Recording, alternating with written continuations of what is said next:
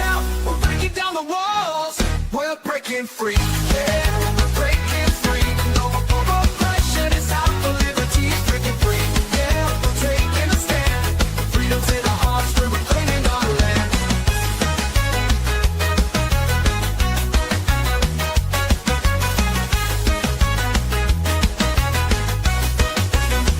They try to silence us, but we won't be tamed.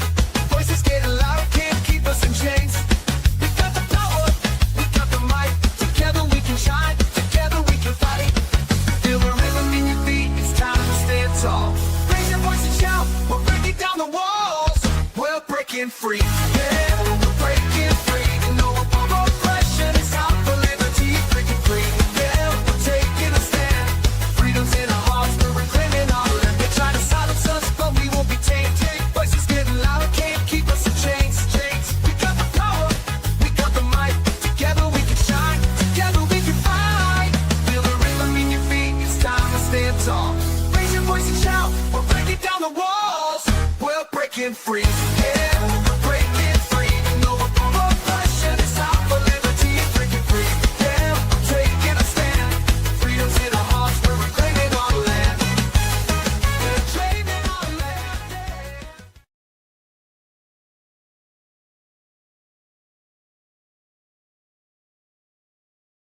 I hate this show. Oh my goodness. All right. Happy Friday, everybody. Welcome to Are You Smarter Than a Politician? This is the political cage match where bold ideas win and bad ideas get wrecked. Tonight, we take on the forever war machine. From who really decides when America goes to war to the intelligence, propaganda, and political incentives that keep wars going, to the hidden cost to our economy, our liberties, and our elections. And tonight's contestants are three notable political minds from the amazing organization antiwar.com, who are leading the anti-war fight and breaking news that no one else has the guts to report. The questions are real and charged, and the issues are real. So get ready, because tonight you decide who is smarter than a politician. Joining us tonight for the first time, Kyle Anzalone. He is the host of the Kyle Anzalone Show. He is the news editor for libertarianinstitute.org and judgenap.com. He's also opinion editor at antiwar.com, and you can follow him on X at Kyle Anzalone, and then the little underscore. How are you tonight, Kyle? Doing well. Thanks for having me. Looking forward to doing this. Excellent. Plug your stuff. Tell everybody why they should follow you. Absolutely. I'm the opinion editor at antiwar.com. So I put together the viewpoint section and the spotlight article there every day. So definitely check that out. And then I write news stories, mostly for the Libertarian Institute, but also some for judgenap.com. And also I cover for Dave DeCamp, our typical newsman at antiwar.com when he's out. But all my news articles, I always post them on my X account at Kyle Anzalone _. And my big kind of new project that I'm working on is the Kyle Anzalone Show, where I'm trying to bring in some, pretty big guests to talk to them about the war issues and really try to break down what we're covering at antiwar.com with people who have, analysts and experience, a lot of veterans and things like that on the show. Excellent. Really enjoy your show. And like I was saying before we started the show, I caught part of the Daryl Cooper interview from yesterday. Everybody should check that out. It's amazing to see what you're doing, and you're getting bigger guests. Very, very cool. Thanks for doing this. Next up, Angela Keaton. She's the executive director of antiwar.com. You can follow her on X at antiwar.com and also antiwar news. How are you tonight, Angela? I'm doing fine. Excellent. Plug everything you're doing. Tell everybody about antiwar.com, please. Okay, we just celebrated our 30th year, which shows you just how much work we still have to go. I've been at antiwar.com since 2008. Before that, I was a professional libertarian, it's embarrassingly enough. But antiwar.com, it's got all the news you need. You don't really have to go anywhere else if you want to just read one site. And it has all different perspectives, from anti-war views from all different perspectives. It's not just libertarian. We're not trying to create libertarians. We just want to make you anti-war. If you want to be a libertarian, that's great. We can talk to you secretly in the cult room, but right now, just be against war. That's all I really want. Okay. Excellent. And it's my go-to place for news. And I just made a donation, and I would encourage everybody to go to antiwar.com/donate and make a donation as well. It's absolutely the news that we need in this day and age, especially crazy 2026. Also joining us tonight, Jason Ditz. He is the senior editor and writer at antiwar.com. You can follow him on X at Jason Ditz. How are you tonight, Jason? I'm doing good. I've been at antiwar.com since 2004, and have been writing pretty much ever since. So a lot of different things are getting covered over the years, and it seems like a lot of wars that we didn't think we were going to get into, we end up getting into again. Yeah, absolutely. Crazy times to have covered all of this. That's for sure. Mm-hmm. Awesome. Well, thanks for joining us. Also joining us, she took Tuesday off, but she came back. Terry Batts, how are you tonight, Terry? I'm doing great. Thanks everybody for your thoughts and prayers. I do appreciate it. And to everybody that's talking to me right now in the chat, thank you. I love you. And I do appreciate all of you a lot. But we are so ready to go with anti-war, because I know you guys are as sick as I am. So let's get this done and have a great time while we're doing it. All right, let's do it. Excellent. All right. And you can get our swag at freedomsuperstore.com. Follow us on YouTube and Rumble at Freedom Uncut. The shorts will be up shortly on YouTube from this episode. We are also doing 3 more libertarian state conventions, as well as the national convention. We will be at North Carolina this month, March 27th through 29th. Then we've got Texas and Colorado next month. And then we'll be finishing up in May at the national convention in Grand Rapids, Michigan. Please come out and see us. Thank you to our subscribers. Too many to mention at this point. And we had a new one that I did not get on here. Heather, thank you for subscribing. You can subscribe to us on X for all of these benefits. It's your backstage pass. And if you want to sponsor the show, sponsor us at studio@freedomuncut.com. And speaking of sponsors, our Friday night show is sponsored by Xano. And if you're tired of surveillance coins dressed up as freedom tech, Xano is the real deal. Open source, enterprise-grade privacy, scalable and secure. Build, spend, and tokenize any asset without the peeping eyes. Xano isn't just private. It's none of their damn business. And if you're new to this space, visit intro.xano.org to learn how Xano gives you the power to own your own data, your money, and your assets, all in one simple, secure platform built for the real world. And thank you again to Xano for sponsoring the show. And all right, let's get into it here. Please share this out. Help bust the algorithm. I think everybody's having problems on X, especially if you're against the war. So please share this out on all the platforms. Help us out. You can follow Terry and I on X. I am at Smarter Game Show. She is BatsT76. And helping behind the scenes is Amity, who is Amity Lee 13, and the great Casey, who does the They Both Suck podcast, and he's at American versus Gov. Appreciate their help as well. And a little happy congratulations, happy graduation to our video man extraordinaire, helps with all of our production and puts up with a lot of my nonsense. And because we're talking about anti-war tonight, he's in Venezuela, so he's been dealing with the wrath of the U.S. regime and empire building. So stay safe down there. Hope you're having a great graduation, David. Love you, man. And all right. I already mentioned that. And oh, yeah, you can still do the double donations at You Are the Power. So do that. It's youarethepower.net/donate. Had a lot of fun with them. If you didn't see the show last Friday, it was 3.5 hours of laughs and great information. So check that out. All of these great people were on it, and Spike was amazing as always. even though he may or may not have pulled it out at the end versus Justin Amash. I'm not going to ruin it for you if you haven't seen it.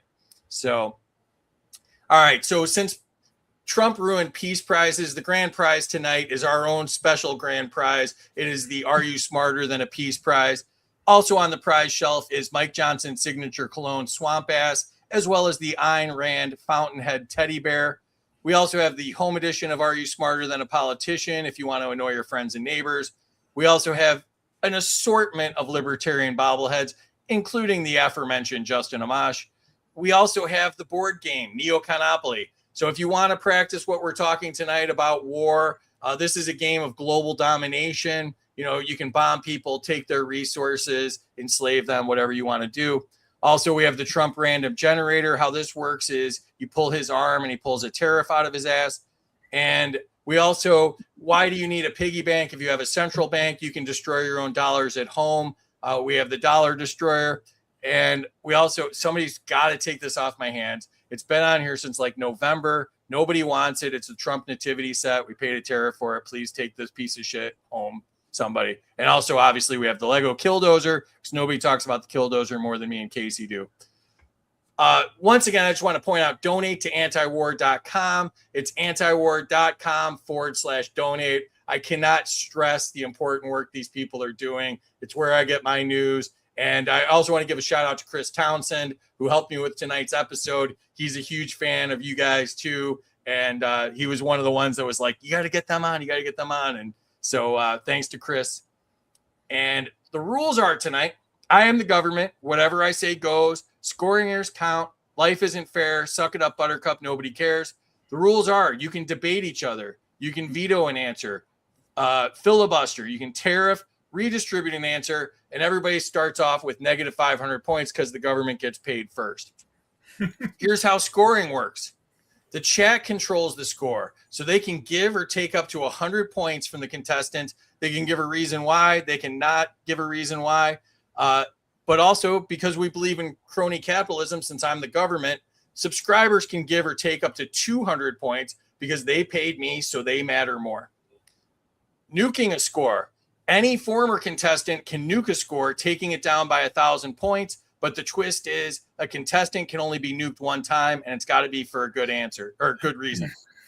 All right. Lightning round. I will put Terry in the back. She handles the scoring and the chat. Make her life extremely difficult tonight. Thank you, Terry. All right, Kyle, to you. First question of the night. Category is war powers. Should the 2001 war authorization, oh my God, if I can't talk on the first question, I'm so screwed. Should the 2001 war authorization be repealed so it cannot justify new wars? Absolutely. This is an extremely problematic piece of legislation that was put on the books after 9/11. And even now they're talking about when they frame the attacks on alleged drug vessels in the Caribbean, they're saying that these are terrorists. And while they haven't said they're using the 2001 AUMF for the strikes on the drug boats in the Caribbean, it sure seems like they are. So yeah, they're going to use it to start new wars today, tomorrow, and well into the future if we don't repeal it. All right, great answer. Next question to you, Angela. Should states be allowed to refuse National Guard deployments to undeclared wars? Of course. Yes. I was going to say, this is a good point for me to pitch to defend the Guard. There's acts trying to be passed in every state to avoid such a situation. Obviously, when you sign up for the National Guard, you're signing up for something very specific, and combat overseas is not that. So that's all I got to say. It's pretty clear. Absolutely. We're big fans of Defend the Guard ourselves. They should pass that in every state. All right, Jason, to you. Category is wars without declarations. Should the president be able to start military strikes without Congress declaring war? No, of course not. And the Constitution is very clear on that. This shouldn't be happening. It's happening constantly. We're going to war without declarations, and it needs to end. Totally agree. All right, Kyle, back to you. Should any military action lasting more than 60 days require a new vote from Congress? Yes, but any military action should require a vote from Congress. This is a misinterpretation of the War Powers Act that, the war state now uses to say we could go to war anywhere we want in the world for 60 days and then go back to Congress, assuming that once Americans are in danger or dying, Congress will never say no. And so there shouldn't be a 60-day window or any window unless Congress declares war, unless the people are on board. We don't go to war. Excellent. Angela, to you. Should Congress automatically cut off funds for military operations it never authorized? Congress should shut off all funds for everything, ever. I agree. I'll take it. That counts. All right. Jason, to you. Category is the two-party war machine. Do both major parties ultimately support the same interventionist foreign policy?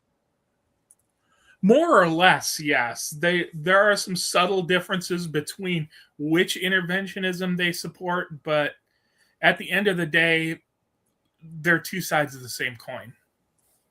Totally agree. Two nuts in the same sack, I like to say. Kyle, to you. Does partisan fighting distract from bipartisan support for military expansion? Yes, this is a part of it. They get us arguing over domestic issues, so nobody realizes how similar they are on a lot of policy issues, including surveillance, state and foreign policy, and things like that. Absolutely. Angela, to you. Has the two-party system helped sustain endless wars? Yes. That's it. Any reason why? Well, I mean, we can do the Noam Chomsky thing. It's a 1.5 party country. This 2-party nonsense is that's how we describe it because that's the way we think about it. But no, we have a one party system here, so it doesn't matter who the hell wins. Some horrible person will win. That's the only thing that'll be certain. Yeah. Like Tom Wood said, no matter who you vote for, you get John McCain, right? I like the 1.5 party. I've never heard that before. I like that a lot. All right, Jason, to you. Categories war and elections. Should voters treat foreign policy as a top election issue? Absolutely. It's going to cost us more than almost any other issue in the long run. It's going to get people killed. It's just plain one of the most important issues out there. Absolutely. All right, Kyle, to you. Should debates include questions about ending ongoing conflicts? Yeah, absolutely. I mean, that's one of the things that we're really missing in this country is any substantial debate within really anywhere around Washington, D.C. about these wars and about our foreign policy. We're racking up trillions of dollars in debt on these wars. We've already had at least 14 young American men and women die in the war that Trump is currently fighting in the Middle East, and there's almost no debate about it in Washington. Absolutely. They just talk about nonsense on those debates and don't talk about the important stuff. Angela, to you. Categories war and secrecy. Does government secrecy make it harder for voters to judge foreign policy decisions? That's the whole point of it. There's no point to government secrecy isn't to hide things from us, what we do elsewhere, what we do here in the U.S. Yeah. I like how they make entire servers classified and say, well, every single thing on the server is classified. So, Jason, to you. Should intelligence related to wars be declassified more quickly? Absolutely. We need to know what we're discussing when we're discussing wars. And quite often, we don't know until well after the fact. Yeah, for sure. Kyle, back to you. The category is war and intelligence failures. Have intelligence failures played a role in major wars? I'm going to say no, because a lot of the intelligence failures are not really failures. They're, intentional mistakes made so they could gin up propaganda to do what they want to do. And to the extent that there are intelligence failures or what they would deem intelligence failures, like using an outdated map and end up bombing a girls' school in Tehran and killing 150 children aged between 7 and 12, incompetence, right? It's not an intelligence failure. Like they just don't care to get it right, and so they're okay with getting it wrong. Yeah, $1 trillion for defense, and they got the wrong map and bomb a school, right?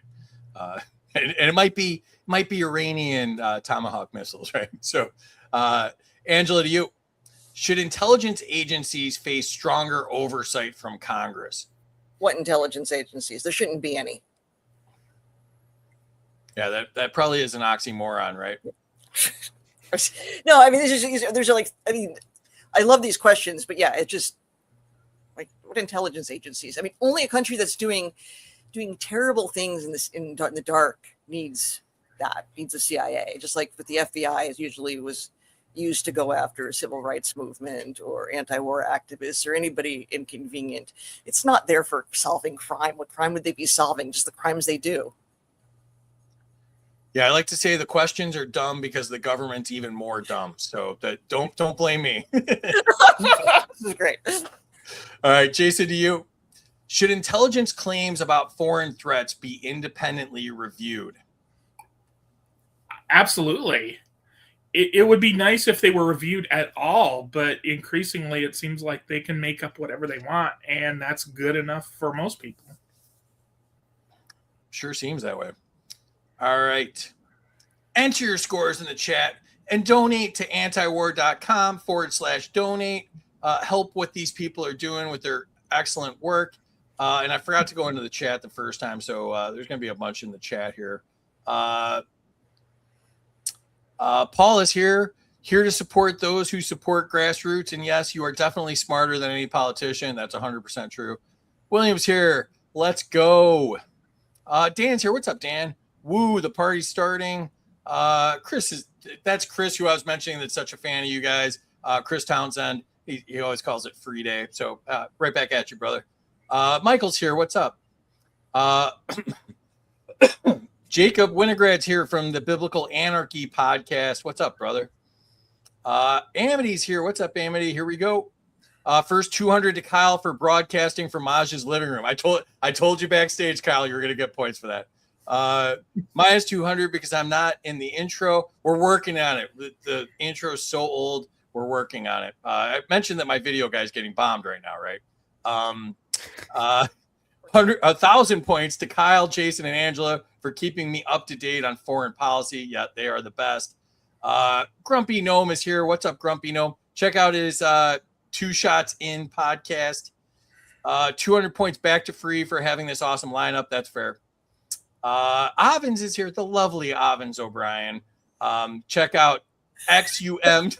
There she is. Check out XUMtrip.com. She's our Tuesday sponsor and just a lovely person in our movement. 1,000 points. She's going to troll us. She's definitely one of our donors. She's very proud. I am a monthly donor to antiwar.com. You should be too. 100 points to anybody who donates every month. There you go. And she's giving points to Angela for the fan blowing her hair back in epic ways. Yeah, it does look like a White Snake video over there. HVAC soldiers here. Most people are smarter than a politician. That's 100% true. That's kind of the joke I was going for. Chris is here. Oh, yeah, lots of points to me for the badass show. Kobe's here. Anti-war crew, let's go. Mystic Mikester's here. Woohoo.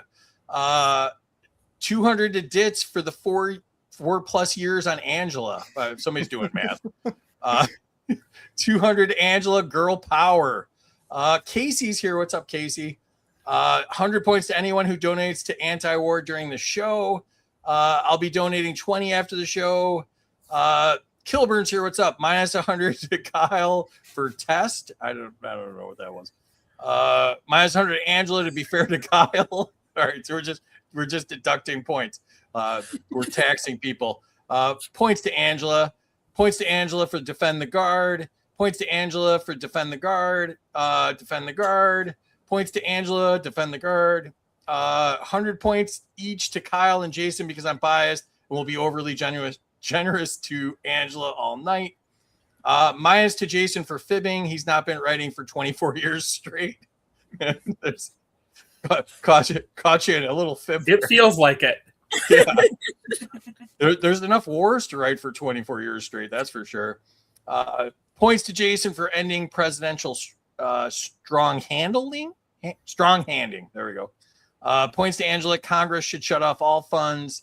Shut off all funds for everything. Shut the whole thing down. Points to Angela for shutting the spigot off completely. Travis is here from Appalachian Liberty. Check out his podcast as well. Points to Kyle. Domestic issues are used to distract from foreign policy crap. Points to Kyle for mentioning the surveillance state. 150 for 1.5 party. I love that. Points to Jason. Foreign policy is super important. Jason, my dad has that barometer on his wall in his house. You hit the first decorative background points, 200. Yeah, people pick apart your interior design. I didn't mention that before the show. Points to Kyle for mentioning the debt. Points to Jason for transparency. Points to Kyle for the background. Points to Angela for mentioning the stupidity of government servers. Points to Kyle for pointing out government malice. Points to Jason for advocating for quicker declassification. Anzalone comes in with the badass spin on the question. Points to Kyle for calling it like it is. It's not an intelligence failure. It's intentional. Points to Kyle for calling intelligence failures intentional. Points to Angela, abolish all intel agencies. More points for that.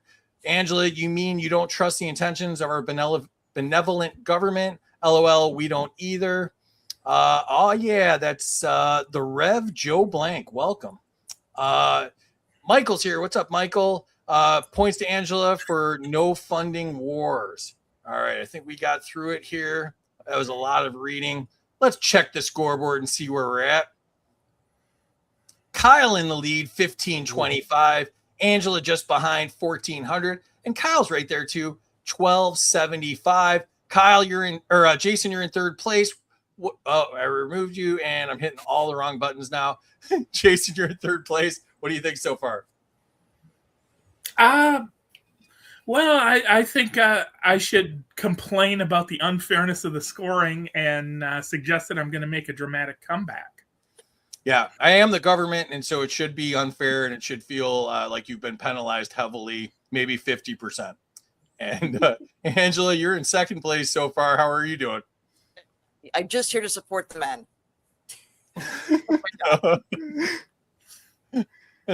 And there's Obbins again. Kyle, first place. What do you think so far? It's what I had expected so far. No, I'm just joking. It's been great. It's fun to talk to Angela and Jason anytime. Excellent. Yeah, that's about it. It's what's expected. All right, let's jump back into it. Kyle, to you. Category is war lies that sold the war. Have governments exaggerated threats to justify wars? Yes, but a lot of times there's no threat. You could say they exaggerate the threat of Iran's nuclear program, but there's never been a threat from Iran to the United States of America in the first place. They don't have missiles capable of hitting the United States of America. They don't have navy capable of crossing the Atlantic Ocean. There's no threat whatsoever. So they had to actually invent threats, not just exaggerate them. Yeah, even the war lies suck nowadays. Angela, to you. Should leaders face consequences for misleading claims used to start wars? Yeah, it's called the wall. Like put them up against it? I like it. I like it. All right. Jason, to you. Should voters be skeptical of sudden claims about urgent foreign threats? Always. There are always urgent claims about sudden foreign threats, and they're almost never true. I'll take the under on that. They're probably never true. Kyle, to you. Should intelligence claims be independently verified before war? Certainly. And, a part of it is on us as people to read the media and actually see what's being reported. Sometimes the war lies are debunked, but the government just keeps repeating them and the people believe them anyways. Yeah, absolutely true. Angela, to you. Categories: the war on terror legacy. Did the war on terror expand far beyond its original mission? Well, its original mission was to control all of us. So it's actually doing exactly what it promised, exactly what we knew it was going to do. So No, we've been this way for almost 25 years, and people have gotten used to it. I don't know what's going to make people think differently about any of this, because if seeing babies' bodies in little baggies hasn't moved them, I think hope is lost. Yeah, I agree. Jason, to you. Should the war on terror be formally declared over? Not only that, but we should declare that we were defeated and terror won. Yeah, probably terror from our own government won. Kyle, to you. Did the war on terror create more instability in some regions? No, it created more instability in every region. Because of the war on terror, we've seen terror attacks in the United States of America, in Europe. ISIS and other jihadist groups have spread from Morocco to the Philippines. As the boss at antiwar.com and the Libertarian Institute, Scott Horton, likes to say, on 9/11, Osama bin Laden's crew of jihadist bandits could crew a pirate ship. And now there's tens, if not hundreds of thousands of these lunatics who are, willing to kill in the name of religion and for political reasons. Yeah, we were lucky. We had Scott Horton on. Absolutely love the work he's doing as well. One of the absolute best voices out there about this nonsense. Angela, to you. Categories the Afghanistan war legacy. Was the 20-year war in Afghanistan a failure of strategy? It never should have happened. Failure strategy. You see our strategy in Iran. Yeah, so strategy. They're just trying to kill people. It's not. It's not. I know people are going to they'll read a dozen books and they'll talk about Queen. It doesn't matter. We went in there, destroyed a bunch of things, tore everything up, created all kinds of instability, and then got our asses booted out of there, pulled out of there, or whatever the hell happened toward the end when everyone's acting like an idiot, like the last, chopper at Kabul or something. So, yeah, it wasn't a failure. I mean, we killed a bunch of people. Aren't you happy about that? Don't you feel safer? I'm sorry, I'm not in a great mood. Yeah, no, that's a great answer. The 20-year strategy to replace the Taliban with the Taliban, right? All right, Jason, to you. Should the United States avoid long-term nation-building missions? Absolutely. And if for no other reason than that they're just not very good at it. One of the many things they're not good at. It's a long list. Kyle, to you. Categories the Iraq War legacy. Did the Iraq War damage trust in U.S. intelligence claims about war? I wish the answer was yes. I think there's some question marks around that, seeing how we've allowed the U.S. intelligence agency to lie us into wars in about a dozen countries since then. Yeah, that's really true. Angela, to you. Should the architects of the Iraq War be held politically accountable? It should be handled the way maybe the French Revolution did. Interesting. I like it. I could get behind that. Jason, to you. Categories war and blowback. Do military interventions sometimes create future enemies? Almost always. I would be hard-pressed to come up with a war of any import in the last 100 years that didn't create some future enemies. Very true. Kyle, back to you. Did past interventions contribute to current conflicts? Absolutely. A lot of the current conflicts we see going on are a result of past interventions, like the spread of jihadism from remote caves in Afghanistan throughout the Middle East. Although the major intervention going on in Iran today is certainly more a war choice of the president and isn't a result of instability created from past conflicts. Absolutely. Angela, to you. Categories war and the federal budget. Should the Pentagon have to pass a full audit before receiving additional war funding? Yeah, well, it should, in theory, yeah, it shouldn't exist. There's not going to be a budget after the revolution. Don't worry about the Pentagon. It's going to be gone. Well, I mean, You think there's going to be a revolution, though? Apartments, I don't know. You think there's going to be a revolution, though? I'm still holding out hope in the last, so many years. I don't know what's going to happen. It's probably going to be terrible. Everything's going to collapse. The dollar will collapse and the U.S. will break down to different countries. And then people will figure it out and we'll go back to something else. But, it'll survive. We'll survive. I'm with you. Jason, to you. Would Americans vote differently if they knew the true cost of modern wars? I would certainly hope so. Do you think so, though?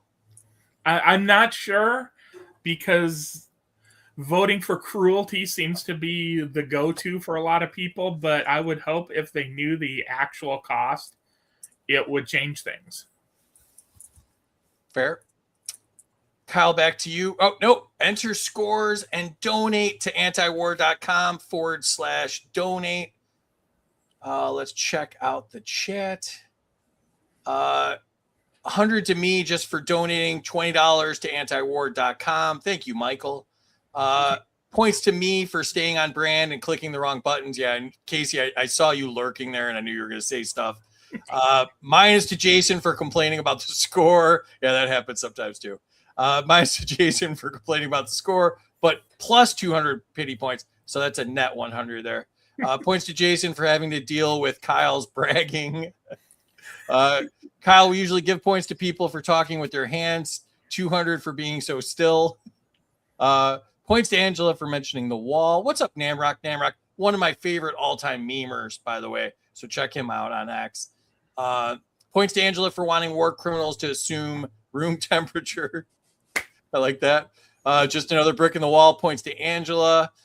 Minus points to Kyle and points to Jason in the model of government redistribution. Yeah, that's fair, Evans. Points to Jason. Foreign threats are usually false flags. Points to Angela for the wall. Points for unapologetically advocating capital punishment for the regime. Yep, love that. Points to Angela for scaring me a little. That's fair. They don't Points let me to out. Angela. The war on terror has accomplished its goal of controlling us. That's 100% true. Points to Angela for the war is macabre. Minus to Jason, terror 1. Points to Angela, now up against the wall. What's up, Brent? Brent Freeman. He hosts the Aiming Up podcast, and Amity was just on yesterday, so check that out for sure. At least drugs are winning the war on drugs. That's true, Evans. We should just give you a mic. Points to Kyle. Our wars have destabilized everything. Points to Angela for telling it like it is. No strategy, just money in, money out. Idiots are everywhere. Points to Angela. Points to Kyle. There should be far more skepticism of our intelligence agencies. Kyle keeps bombing the questions with counterfacts. Badass. Points to him. Points to Angela for further war criminal extinguishing. Love that. Points to Jason. Blowback is a thing. Points to Angela and the Pentagon. Points to Angela for making apartments out of the Pentagon. I like that. Points to Angela for being on the same spice level as me. I love it. Yep. She's coming in hot tonight. You say you want a revolution. Points to Angela. Points to Jason. There's an insane amount of people who vote for cruelty. And Paula's here. Welcome, Paula. We killed a bunch of people. Don't you feel safer? Angela sums up 20-year war on terror. Love it. Let's check the scores. I'm very proud of you. Little flip-flop going on here. Angela jumped out front, 3,100 points. Kyle, 27-25. Jason, 24-75. Let's get back to it. Kyle, to you. Category is the war economy. Has the U.S. economy become too dependent on military spending? Nope. It's just really the people around Washington, D.C., where their whole dependency and their whole network depends on the corruption and the blood money that they get from the Pentagon. But the rest of us would just be fine if the Pentagon, the whole military industrial complex, went bankrupt tomorrow. Don't you think, though, they spread it out through every district in the country? So they're making different parts for weapons and planes, and they all make money off of it? So William Hartung has done a really good job looking into this. And a lot of the actual jobs, a lot of the actual factory jobs that people work are terrible jobs. You're getting paid like $34,000 a year. You don't have good health insurance. You just go work at an Amazon fulfillment center and probably get a little bit bump in pay. I like that. Replace the government with Amazon. I don't like Amazon, but I'm in favor of that. Angela, to you. Do wars contribute to rising prices at home? My long dead father would say, "You can't have guns and butter. Pick one." Yeah, of course. It's why. I mean, why do I live in a city where there's thousands of men still on the street? Why is that? Because we've spent all of the money. That's where all your money went. That's why everything's horrible. I mean, people have no idea just how involved and how big the empire is and how much it costs, and it doesn't. Nothing seems to register, and 2+ years of live stream genocide hasn't seemed to fix anyone's problems either. No, that's true. All right, Jason, to you. Does the defense industry have too much influence over American foreign policy? Does anyone else have any influence on American foreign policy at all? It seems like when there's a question is, what is America going to do? You just ask the defense contractors. Yeah, that's true. Kyle, back to you. Category is War and the Federal Reserve. This category is brought to you by our friends at Zano. Appreciate them sponsoring the show. Does printing money make it easier for politicians to fund war? Absolutely. It makes the payment for the war not come from like buying war bonds and Americans having to pay for the war up front, but rather through the hidden tats of inflation over a long period of time. Very true. Angela, to you. Should wars be paid for with taxes instead of borrowing and money creation? No, they shouldn't be wars at all. But pretend like we're involved in. Pretend like pretend. Yeah. Okay. Okay, you're gonna have to repeat that question again. I'm sorry, my brain's a little slow tonight. No worries. You went with the correct answer, but we're living in this reality. So the question is, should wars be paid for with taxes instead of borrowing and money creation? Well, I'm assuming in this. I mean, this is assuming that people can actually go in and vote for representatives who are going to do that. I'm sorry, wars. Yeah. The wars are expensive. Taxes. Should wars be paid? Yeah. Me up. See, I don't like two things: cops and taxes. And the thing, taxes, is kind of screwed me up there.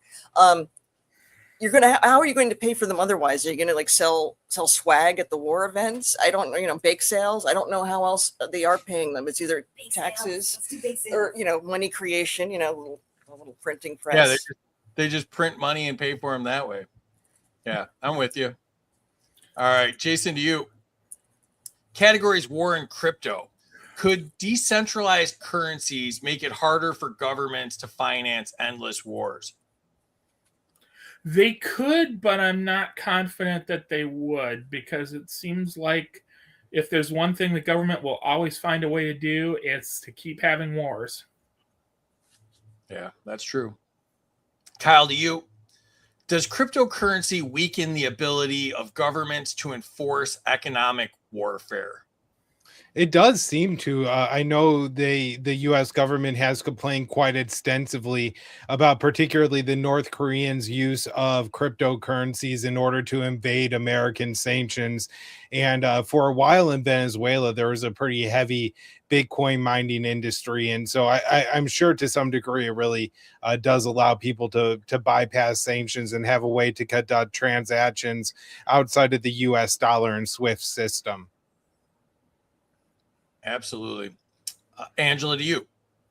Could widespread crypto adoption limit the financial power of governments during war?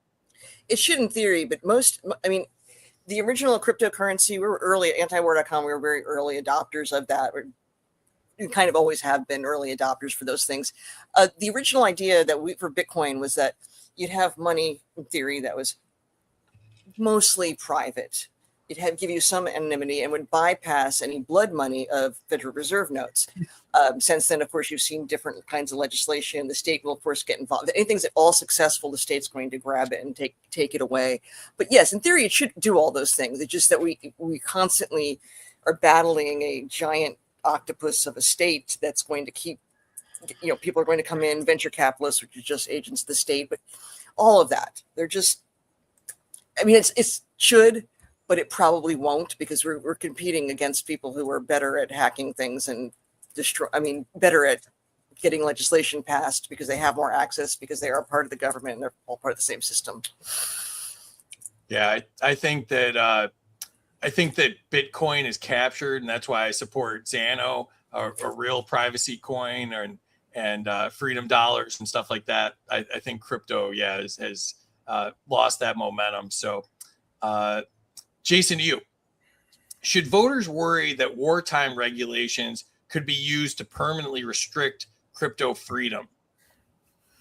Absolutely. History has shown that when the government feels that a type of freedom threatens their ability to fight wars, they're going to come up with a way to take it away, and it usually happens during wartime.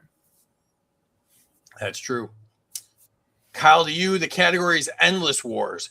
Should the United States set a hard limit on all overseas wars?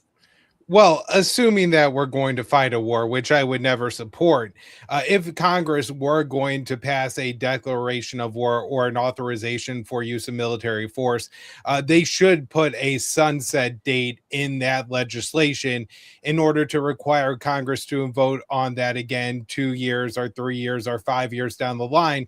So you don't have a situation like we have with the 2001 and 2002 AUMFs, where they're used even today. Years later, even after Saddam and Osama bin Laden have both been dead for a decade and a half, we are using those AUMFs to wage war in Nigeria and the Caribbean and all over the Middle East. Yeah, if you want to live eternally, have the U.S. fight a war against you, right? Your death doesn't even matter. Angela, to you. Should military operations automatically end if Congress does not vote to continue them? Yes, that should be the policy immediately. No vote, nothing. Obviously, I'm living in this. If we're living in my world, this wouldn't be a situation to begin with. But there, and I'm sorry, the bad people's world. It's not getting right now. No, that's fair. All right, Jason, to you. Should the Pentagon have to present a clear exit strategy before entering any conflict? Definitely. We're seeing that in Iran right now because there really isn't an exit strategy being offered at all, or even a suggestion of what they hope to accomplish. Totally agree. Kyle, to you, the category is the world police debate. Should the United States stop acting as the world's police force? Yes, we have problems here at home to deal with. We can't be going around the world and trying to pick winners and losers in each country and decide, oh, these people are moral, they have the high ground, we'll make sure that they're safe and protected. It doesn't work. Yeah, absolutely true. Angela, to you. Should other nations take greater responsibility for global security? Well, to protect themselves from us, they should.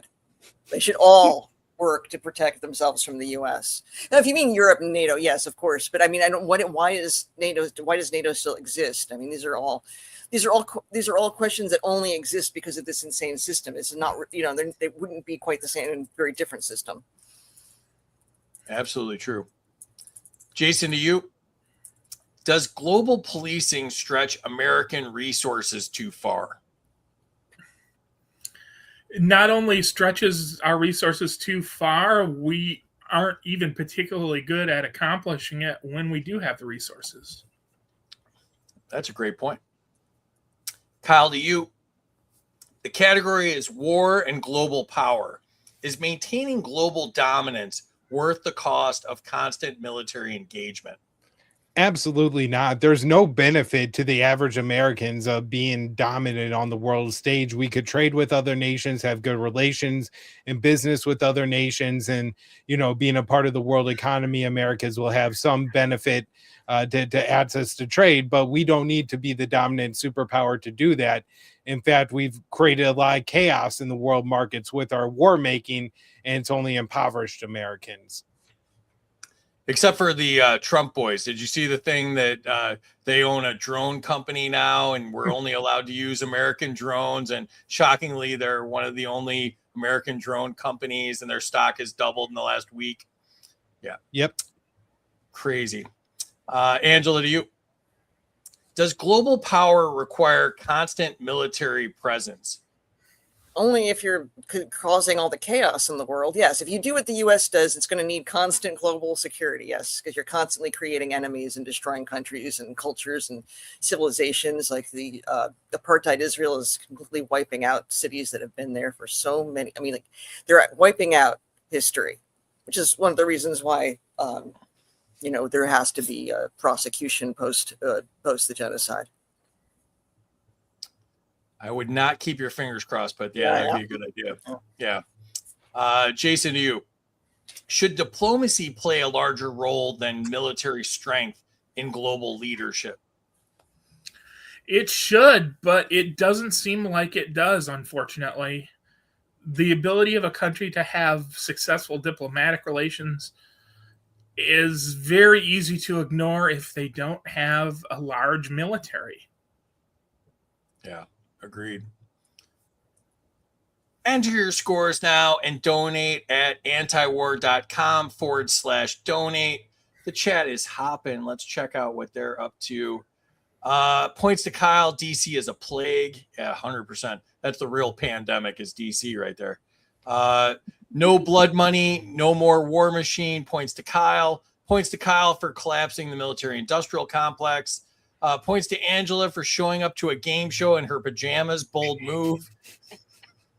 Points to Jason. The defense contractors are a plague. Points to Jason. The defense contractors are in control. Points to Kyle. Inflation is a tax. Points to Angela for being brain dead. What's up, Stan? Shouldn't be wars at all. All right, there we go. Rinse, repeat, and donate 200 to Angela. 200 to Angela for hating cops and taxes. William's here. What's up, William? Points for artfully dodging the necessity of taxes. LOL. Points to Jason. The state is perpetually bloodthirsty. Points to Kyle. Despite the piano in the background being out of tune. I could go play it right now to prove it's in tune. Yeah, there we go. Points to Angela for the visual and hand movements of the giant octopus. All right. Bonus points for Ovid's coming in and doing a little improv there. I'm like a fan of white hole music over here. 100 trillion to anti-war and 100 to Angela. I'd give her more, but dictator free limits my spending. That's 100% true, William. You're going to be in the gulag if you keep mouthing off. Points to Jason. Crisis begets a Leviathan state. Points to Kyle. Sunset clauses are essential. Sunset. Yep. Points to Kyle for the very grounded answer. REAUMFs. Kyle, my best bud as a kid, lived on a street named Anzalone. 200 for nostalgia. That's so random. Points to Jason. Define the damn objectives and the exit strategy. Husband today researched the cost of war over the past 100 years. It was 15 trillion plus. If Americans received that money instead of the Pentagon, every adult and child would receive 47K. Yeah, I think 15 trillion is probably low on that number. Points to Kyle. We are not the world's police. Points to Kyle. America shouldn't be going abroad looking for monsters to destroy. No world police. Points to Angela about other countries needing to protect themselves from us. That's true. Points to Angela. NATO should not exist. Points to Angela. To hell with NATO. Points to Jason. We aren't good at accomplishing our foreign goals in the first place. Points to Jason for pointing out that government isn't just wasteful, but also incompetent. 100% true. Points to Kyle. We should be focused on trade instead of dominance. Points to Kyle and the damn empire. Points to Angela for waving her hands and keeping my dog watching. What's up, Brandon? Points to Jason for keeping an end game. Points to Kyle for not wanting global dominance. Points to Jason for having a temp, humidity, and barometric pressure gauge on his walls. All I have is a thermostat. Points to Jason. I forgot the question, though. Thanks, free. Points to Angela. Netanyahu should be prosecuted. I'm hoping the rumors are true. I'm not going to get kicked off of stuff, but hoping the rumors are true. Points to Kyle for wearing a purple shirt. Wait. Back up. That's Jason with the purple shirt. Wait, Yeah, that's Avins, would you like to? I actually yeah. looked, and I'm pretty sure this is a red shirt. When I saw that comment, I was like, huh? That was Sorry. cool though. Everybody looked at their shirts at the same time. Everyone was like, Avins might be seeing colors the rest of us aren't seeing right I now. just messed it up. I'm sorry. You know, all men look alike to me or something. Yeah. Mr. Twigs is here. Welcome. Points to Angela. Share some of them with my friend Dave DeCamp. We love Dave DeCamp. He's doing amazing work. Wish he was at the Virginia convention we were just at, but he's got the new baby. Congrats on that. Points to Angela. Blockbuster called and wants their VHS tapes back. Oh wait, they are books. And points to Angela for the lifelike Hobbins doll. Yeah. The dancing Ovens doll at that. Yeah, you know, it's like fully operational.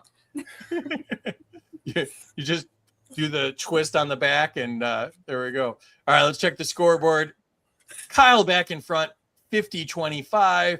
Angela 4,900, and Jason 4,775. I feel like Jason's sneaking up. I feel like he's just lying in wait at this point. All right, let's get back to it. Kyle, to you. Category is the war with Iran. Should the United States avoid expanding the Iran war into a larger regional conflict? Not only that, we should just end the war in Iran and pull all of our forces out of the Middle East today and solve a huge problem of the decades-long policy of having foreign bases in all these Gulf Arab countries. We don't need them there anymore. They're all damaged or partly destroyed from this conflict anyway. It's time to just bring the troops home. And yeah, if we continue to pour more troops in, as we saw today, another 2,500 U.S. troops head to the Middle East, it's only going to expand this conflict and make it into a bigger catastrophe than it already is. Yeah, it's not a war, but it's a war, and we're not putting boots on the ground, but we're putting boots on the ground, and all the double talk. 100%. Angela, to you. Should Washington pursue negotiations with Iran even while fighting continues? Why would the Iranians want to have any more negotiations with us? I mean, how many times we keep? I mean, what would be the point? I mean, should they? I guess in theory, yes. If we're pretending this is like a real war, as opposed to just complete land grab, annihilation of thousands of years of West Asian and Central Asian history. Yeah, I think they actually turned down the peace talks already, and I don't blame them at this point. Jason, you. Should the United States avoid regime change as a goal in the Iran war? I think they should, because it's not going to work. And moreover, it would be nice if they had any goals in the war at all, instead of just war for its own sake. Totally agree. Kyle, back to you. The category is Israeli role in the war. Should the United States automatically support Israel's military actions in the Iran war? No, in fact, Secretary of State Marco Rubio and some other U.S. officials have come out and said that the U.S. had to attack Iran because Israel was going to attack Iran, and Iran would have responded by attacking U.S. bases in the Middle East. So therefore, we have to attack Iran to defend American soldiers. What we should have done is gone to the Iranians and said, look, we want no part of this war. You could have a war with Israel, and we're going to get all of our troops and all of our interceptors out of the region so you could have this war with the Israelis. So bring the troops home and let Israel fight their own wars that they really want to fight them. Yeah. I saw the report that they gave the anti-aircraft missiles from our bases to Israel, so they don't even have the anti-aircraft missiles anymore. So it's just absolutely asinine. Angela, to you. Should Congress debate the level of U.S. involvement if Israel expands the war against Iran?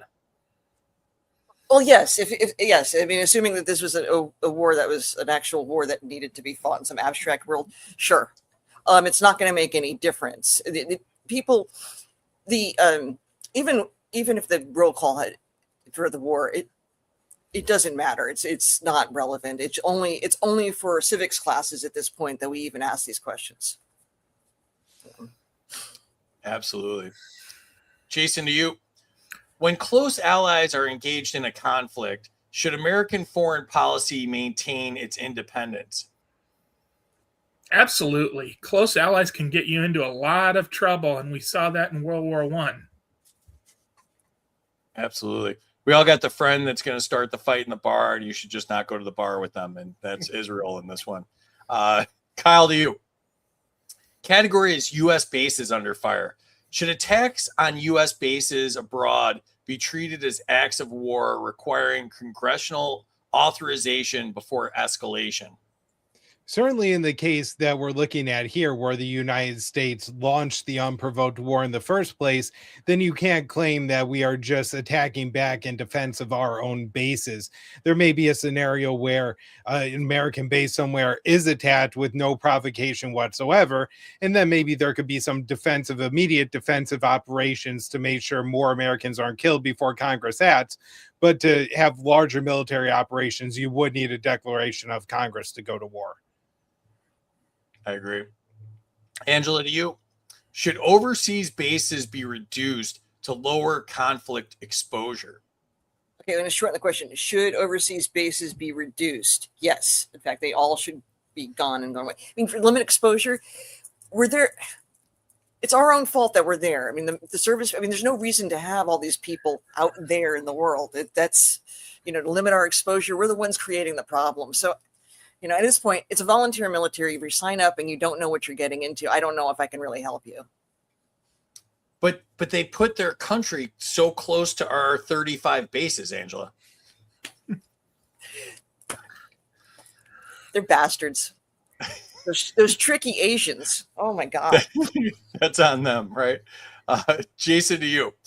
Categories proxy wars. Should the United States stop funding proxy wars in other countries?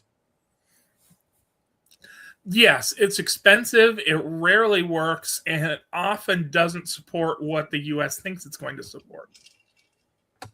I agree. Kyle, to you. Do proxy wars risk dragging America into larger conflict? Absolutely. The whole idea of having a proxy war kind of pretends like the actual enemy country is stupid and doesn't understand that you're supporting the country that they're at war with. And so, from the Russian perspective, they have said it time and time again that they view the West and the United States of America directly at war with Russia at this point. So we really do see risk of dragging ourselves into a much deeper and more entangling conflict. Absolutely. Angela, back to you. Do proxy wars allow major powers to fight indirectly without declaring war? Yes, I mean, and the way they're framed in the media is it's intentional for people to misunderstand the war. Like if you ask people about Ukraine, they're going to tell it from a point of view that doesn't really tell you the whole story about how the U.S. did things and then created a situation that we now have. So, yeah, I mean, it's a scam, but it's a scam to people who don't know who don't read about these things. Other people if you read enough, all you have to do is read the newspapers. You'll figure it out sooner or later. Or read antiwar.com would be my suggestion. All right, Jason, to you. Category is sanctions as warfare. Can sanctions escalate conflicts instead of resolving them? They not only can, they almost always do. There are very few cases where U.S. sanctions don't make the situation even worse. Yeah, that's true. Kyle, to you. Do sanctions sometimes punish civilians more than governments? They always punish civilians more than governments. If you look at what happens when a country is sanctioned, that country's military then becomes empowered to be the main smuggling apparatus for civilian goods in and out of the country. So it often artificially props up the state. It enriches members of the state that the leaders rarely suffer the way the civilians in those countries do. And we are talking about tens, if not hundreds of thousands of people dying every year because of U.S. sanctions, either because of a lack of food or more often a lack of medicine or sanitation equipment that's blocked from their country by the U.S. embargoes and blacklists and things like that. Yeah, great answer. Angela, to you. Categories weapons sales abroad. Should the United States restrict weapons sales to foreign governments? Well, since we're not talking about a person, we're talking about an illegal entity. Yes, it should, and it shouldn't be dealing guns in the first place. Oliver North just entered the chat. Jason, to you. Do arms sales sometimes prolong regional conflicts? Yes, and that's largely the point of these arms sales. It's to make a buck while keeping the war going. Yeah. I was like, I said the other day that the arms dealers are like hillbillies in a parking lot shooting off fireworks. They'll do it for any reason, right? Kyle, to you. Do weapons exports risk drawing the U.S. into foreign conflicts? Yeah, other countries notice when the U.S. is shipping arms, especially to their adversaries. So the best example now would be the China-Taiwan situation, where as the U.S. gives more and more advanced arms to the Taiwanese, and the government in Taipei gets closer and closer to declaring independence, Beijing looks at that and says, we're going to have to step up and intervene at some point to maintain what they view as Chinese sovereign territory, which is the territory of Taiwan. And so every time the U.S. sells more F-16s or Patriot missiles or perhaps even Tomahawk missiles to the Taiwanese, China gets that much closer to invading. Absolutely. Angela, to you. The category is social media war zone. Does social media amplify calls for war during international crises? I mean, if that's what the algorithm, if that's what the corporation wants, yes. Yeah. If you go on, the people talk about bots a lot. I don't actually believe everybody's a bot theory. You've got lots and lots of people with a lot of pro-war views and a great deal of time on their hands. It doesn't need actually to be organized. Most people buy into the empire, so it's not what messages get restricted are usually ours. That's true as well. Jason, to you. Does misinformation online increase the risk of a false justification for war? Sure, and false justifications for war are almost always how you get a war in the first place. Yeah, that's true. Kyle, to you. Oh, no. Enter scores and donate to antiwar.com/donate. Let's check out what the chat is up to. 200 for Jason's purple shirt. That was my bad. Ovens with the correction. Points to Jason for wearing the real color purple. Points to Kyle. We marched in and we can just march out. Points to Kyle. Bring the troops home. Woohoo, 100 to me for donating. Thank you, William. Points to Kyle, bring the troops home. Points to Angela, America is treacherous when it comes to negotiations. Points to Jason, regime change is stupid, 100%. We don't trust them. Why should Iran? Points to Angela, something like that, Chris. Points to Kyle, cut off Israel entirely. Lemmy's here. What's up, Lemmy? Points to Kyle. Points to Kyle for pointing out our terror state has no conscience. Points to Jason for an answer that was awesome, but I forgot what he said. Minus 25 to Angela for doing a civics class on a game show. Points to Jason for the World War I reference. Points to Kyle, let Israel fight their own war. Points to Jason, I have allies in all the wrong places. Is that a country song? I love that. Points to Angela for all the books on her bookshelf about Waco. Points to Angela, should overseas bases be reduced? Exactly. Points to those bastards. Points to Kyle for the nuanced answer about U.S. bases being attacked. Points to Jason and all the proxy wars. Points to Jason, I like news and anti-war, 100% doing a great job. Points to Angela. Points to Jason, sanctions are an act of war.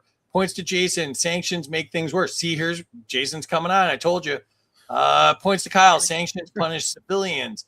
Points to Kyle, sanctions are basically an inflation tax on another country's citizens. Points to Jason, short and sweet answers that are 100% spot on. Totally agree. Points to Jason, straight to the point. Points to Kyle, who is your decorator? That's a popular decor for podcasters. We call it the Maj Touré layout. Points to Free for the questions, pointing out that our governments don't have the real capacity for capitalism. Totally agree, Ovens. Points to Kyle. Giving weapons to other countries is necessarily intervention. 1 billion points to Terry because she tells Free what to do. It's working. Yeah, that's true. Points to Angela. There are plenty of pro-war people. That is why democracy is a mistake. Hoppy's correct. Yeah, mob rule ain't cool. Points to Angela. Not all idiots are bots. That's true. War is a false justification. Points to Jason. And points to Angela. Fan on her hair. She's doing a photo shoot and a game show at the same time. Impressive. All right, let's check it out. Oh, it's getting real close now. Kyle in the lead, 66-25. Jason jumps to second, 61-75. 100 points in front of Angela. Last round. All right, Kyle, to you. Categories: war and technology. Is military technology making wars easier to start but harder to control? Yes, I think we see that particularly in the war in Ukraine, where Ukraine's been able to develop a lot of small drone warfare very quickly. That's caused a lot of problems for the Russian invaders. And, we haven't quite, I guess, had the time to analyze everything that's happening in the Middle East so far. But even though the U.S. has these advanced missile defense systems that some of the Patriot interceptors cost $4 million each, and they're struggling to shoot down $100,000 Iranian missiles. And it seems over time that the Iranians have been able to poke a significant number of holes in the U.S. layered missile defense system in the Middle East with the relatively cheap and inexpensive missiles and drones. And so you're seeing that a country could kind of win an asymmetric war if they're just willing to hang on and suffer some blows from the occupying power with the ability to quickly develop weapon technology. Totally agree. Angela, to you. Could cyber warfare become the next major battlefield? It's a battlefield now. I mean, it's already happening. It's been happening. It will only get worse. None of this will get better short of a revolution or people just coming to their senses. Or getting out of the system is what I advocate for sure. Jason, you. Does advanced technology create the illusion of clean wars? It can, but if anything, it seems like it's making the wars dirtier and dirtier over time. Okay. Kyle, back to you. Categories: drone warfare. Do drone strikes make it too easy for presidents to conduct wars without public debate? No, it's not the drones. It's the cowardice of Congress, right? Congress knows that bombs are falling in foreign countries, dropped by drones controlled from people within the United States, and they could stop it at any point in time. They just refuse to assert their congressional authority. So it doesn't really matter if it's an F-16 or a Predator drone. If Congress isn't willing to stand up and tell the president no, then the president could do it. Absolutely. Angela, to you. Should drone strikes require congressional oversight? Yes. I mean, if they exist, yes. In their system, yes, they should be. All of this should require some kind of congressional oversight, but that's not what Congress is there for. Well, theoretically it is, but yeah, I'm with you there. Maybe even independent oversight would be better, but I agree. Jason, you. Should the United States end targeted killings outside of declared war zones? Absolutely. The problem is with these targeted killings in places that aren't war zones, we're effectively making everywhere a war zone. Yeah. Especially the speedboats that can't make it here that are supposedly with the fentanyl or whatever they were saying it was. Kyle, to you. Do drone strikes risk creating more enemies than they eliminate? They do create more enemies than they eliminate. And the best example of that is the war on terror. Again, I use the analogy of on 9/11, Osama bin Laden and his band of jihadists could have crewed a pirate ship, and now These people are all over the place, literally from the Morocco to the Philippines. You could find Islamic State or Al Qaeda or some other jihadist faction, people that are willing to go out and commit political violence. And a big part of why that spread is because the U.S. dropped drone strikes all over the Middle East and North Africa and South Asia and killed tens, if not hundreds of thousands of people with drones alone. And that's set all these people into this path of following jihadism. Absolutely. Angela, to you, categories nuclear weapons, or as Bush would say, nuclear. Does nuclear deterrence still keep the world safer? Just so I hate the idea of nuclear weapons. They shouldn't exist, but they do exist, unfortunately, and Iran should have gotten some. Yeah, we Everybody tend to else not has them. Either everybody else has them or no one has them. It's not going to work any other way, and Israel has them. I'll give 100 points to Angela for that answer. That's solid.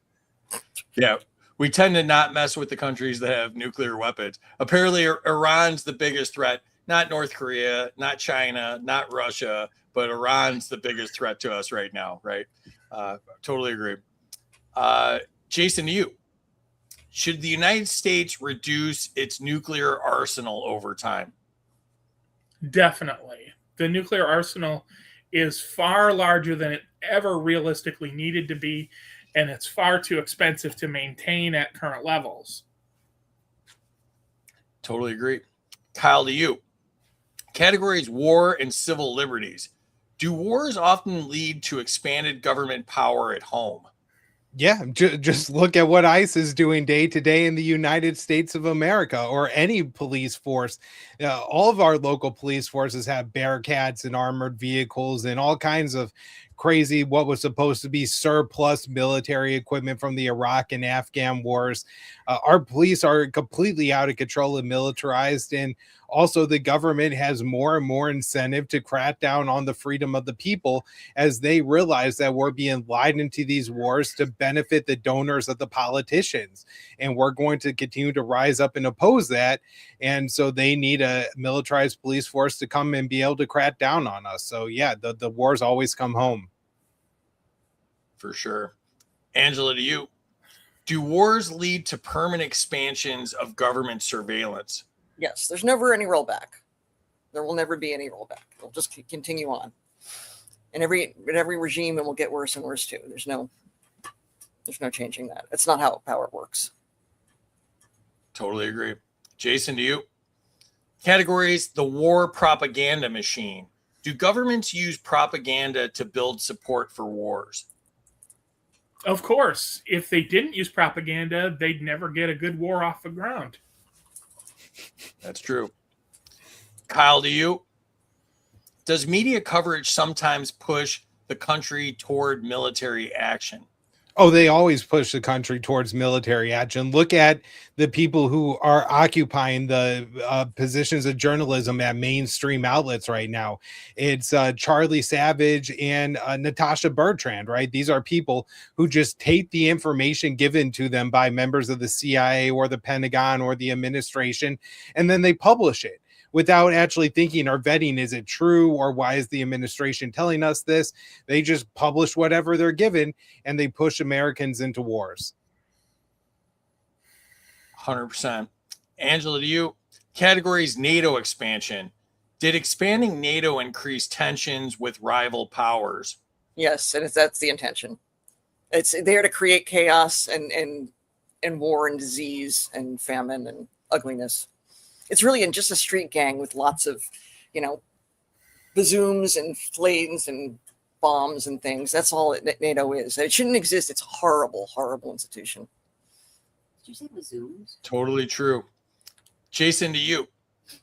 Should the United States reconsider security guarantees that could pull it into new wars? Definitely. We get pulled into enough wars as it is without having a bunch of guarantees that are going to ensure that we get into more and more as time goes on. Yes, sir. Kyle, to you. Oh, nope. That's it. That's it for the night. Enter your scores in the chat. Make sure you've donated to antiwar.com patreon.com/donate. Tell us who you thought won. Tell us what you thought of the night. Let's jump in the chat one last time here. Points to the staff of Anti-War News. Donation made tonight. Excellent. Thank you, Paula. Points to Angela for the satin blazer. Yeah, that's it wasn't pajamas. She looked great. Points to Kyle. Warfare has become like a wildfire. Points to Kyle for the good stats. Points to Angela. She's right 100%.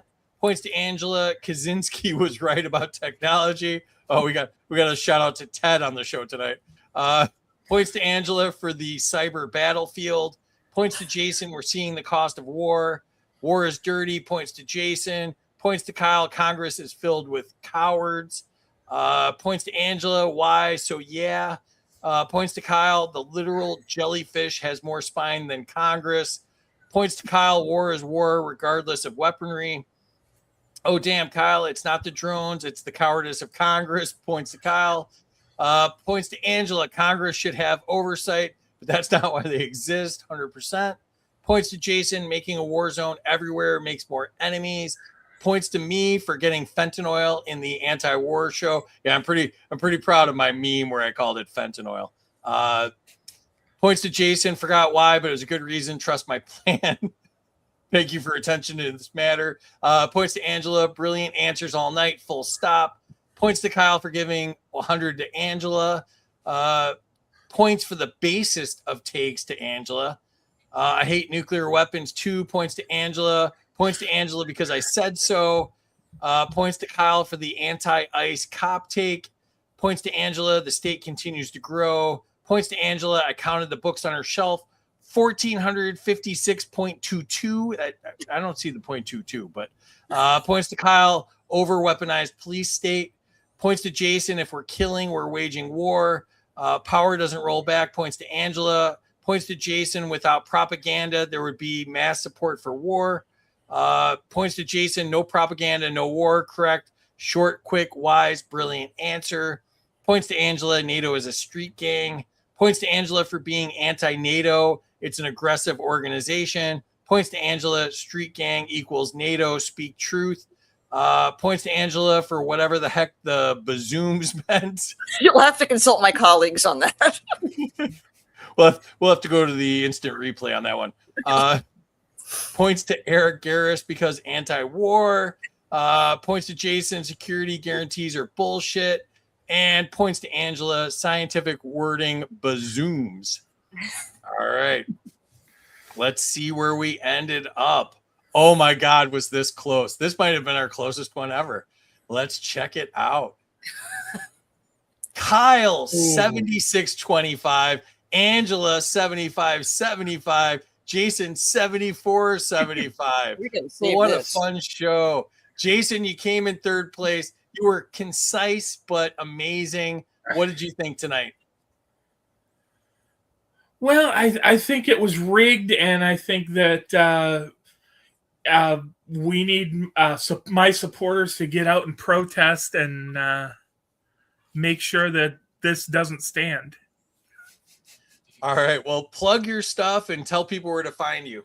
Okay. Well, I'm on news.antiwar.com, writing almost every day, and I also write for Seeking Alpha. I'm at Jason Ditz on Twitter and at Jason C. Ditz on B-Sky. So I'm around. Excellent. Yeah, and like he said, Jason's the senior editor and writer at antiwar.com, and you can find him on X at Jason Ditz. Appreciate you doing this, brother. This was a lot of fun. Angela, you came up just short. What did you think? This is great. I can't wait until Dave can do this so you can have a real hard discussion with the three guys. But I'm just grateful. Thank you for having me on the show. I haven't been on a show for many years, and I was a little freaked out. No, you were amazing. You did a great job. I hope you had fun. People loved you. So, and you can find Angela.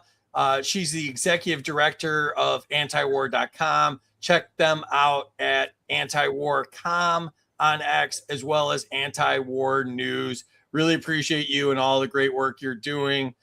Thanks for doing this. And I mean, it must have been harder with ovens over your shoulder too, by the way. But Oh, and thanks to all the people, all the readers, and all the people I asked to watch, and all the donations. Thank you so much. of course. And Kyle, you took the victory. What'd you think? I had a lot of fun. I guess I'm lucky that I didn't get docked for being the longest winded of the three of us in pretty much every single answer. So yeah, it was great to talk to my antiwar.com colleagues and everybody. Thank you so much for donating. We do an awful lot with the little staff. I mean, you're looking at probably half the team here tonight, maybe a third of it if we're counting some people who help us more like on a part-time basis. We're really just missing Eric and Dave and Scott and Margaret, I guess. So, you know, we're putting your money to good use, anything you give us. So, you know, of course, check out my show, The Kyle Anzalone Show, but read antiwar.com every day. Jason, along with Dave DeCamp, really do heroic work following the news every single day at that site. 100%. And like Kyle mentioned, he's the host of the Kyle Anzalone Show. He's also news editor at libertarianinstitute.org, another amazing organization. Also at judgenap.com, and he's with antiwar.com, obviously. And you can find him on X at Kyle Anzalone with the underscore at the end. Don't miss the underscore. He's actually got fakers out there. He's that big of a deal that he's got fakers pretending to be him on X. So you got to have the underscore. And let me add Terry back in here. Terry, what'd you think tonight?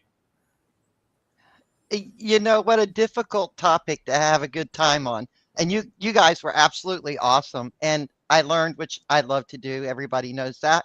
But you were great. You did a great job. All of you were first timers on the show. So I was very impressed.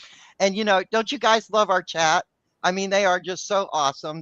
And you guys did a great job tonight. I appreciate you all. Thanks, Terry. You do a great job every time. You can follow me and Terry on X. I am Smarter Game Show. She is Bat T76. Our swag is at freedomsuperstore.com. You can get our shirts and mugs there. I'm wearing the Make Anarchy Great Again shirt tonight. The shorts will be up on YouTube at Freedom Uncut. Thank you to our sponsor, Xano. Your privacy matters. Choose Xano, the leading blockchain platform that prioritizes confidentiality and security. And if you're new to the space, check out intro.xano.org. It'll get you up to speed. And our Tuesday sponsor is Zoom. And the lovely Avens O'Brien has been amazing tonight, as she always is.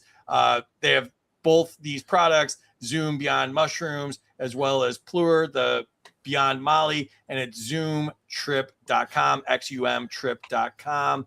And check us out at the Libertarian Conventions. We'll be at North Carolina, March 27th through 29th. April, we're in Texas and Colorado. The National Convention, May 21st through 25th in Grand Rapids, Michigan. Thank you again to all of our subscribers. We are hemorrhaging money with all this travel and everything we're doing. So thank you so much. You can subscribe to us on X. And if you want to sponsor the show, email studio@freedomuncut.com. Thank you so much to the chat. You guys make this so much fun. And you're helping us bust through all of the algorithms problems when you're talking about anti-war stuff and fighting against the state. So we really appreciate you. We will be back Tuesday, St. Patty's Day. And so that'll be a lot of fun. 8 p.m. Eastern. We will see you all then. Thank you so much to everybody. One last time, donate to antiwar.com/donate. Your money goes to good use there. They're doing amazing work. The only ones talking out against the empire and reporting the news that really matters when it comes to all of this war nonsense. So we appreciate them.